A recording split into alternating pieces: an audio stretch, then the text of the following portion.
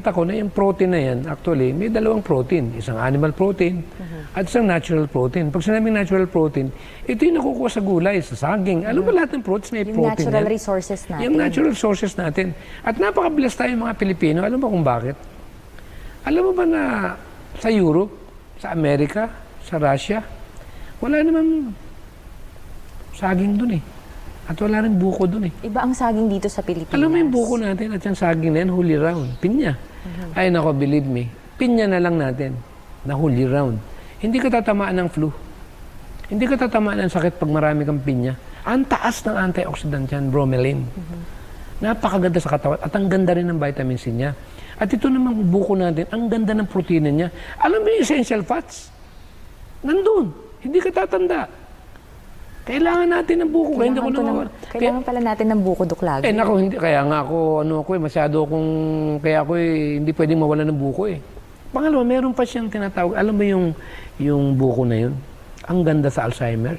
Yung pinakalaman kapag Oo, yung malilimutin. Ginagawa naman iba, yung tinatawag na cold press na coconut oil, may libro nang mababasa ngayon ng siyensya. Na marami rin ngayon yung nagpatotoo tungkol dito. Isamantalang nandyan lang sa likod bahay. Kaya sasabihin nila, mahirap mag-vegetarian sa Pilipinas. Anong mahirap? Itusok mo nga yung talbos ng kamote. Enough na yung protein eh. Saka yung magnesium eh. Alam mo yung magnesium? Yan ang dugo ng halaman. At ang dugo ng tao, iron. Pero pag pinag-aralan mo yung dalawa, the same molecules, the same ang chemistry nila, iisa ang kategorya nila. Nasa akin nandiyan yan sa ating pakita natin sa susunod nating pagpapaliwanag tungkol dito. Kaya pag kumakain ka ng talbos ng kamote, yung tinatawag na saluyot, o di ba meron tayong ampalaya na pag-aralan na yan, talang ginagawa na nilang parang medicinal. But in reality, ito yung tinatawag na, binanggit mo na nga ito, na ang pagkain sa mga huling araw, ang siyang magiging silbing gamot. Katulad for example na lang ng bayabas. Napakataas ng vitamin C.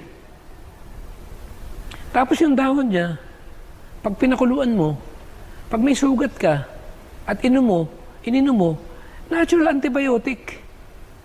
O saan ka hanap? Ang bayabas, nagkalat lang yung dahon niya. Kaya maraming nauso nga yung mga kung ano-anong mga naglalabasan na ngayon.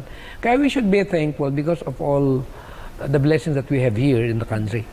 Na wala tayong pwedeng idahilan. Kaya napakahalaga na malaman natin talaga itong mga basic science of nutrition. We are not talking about complicated type of presentation. But we have to see to it that we are going to share it in a very conservative way. Na hindi parang nandun tayo sa school na para bang nakatutok lahat doon na dahil kukuha ka ng exam, kailang may ipasa mo. Ang point natin dito, madaling maintindihan naman ito. Lalo-lalo na yung mga viewers natin. Kaya ang challenge ko lang naman sa edad ko to, sabi nga ng misis ko, pwede ka naman lang mag-relax na lang eh. Pero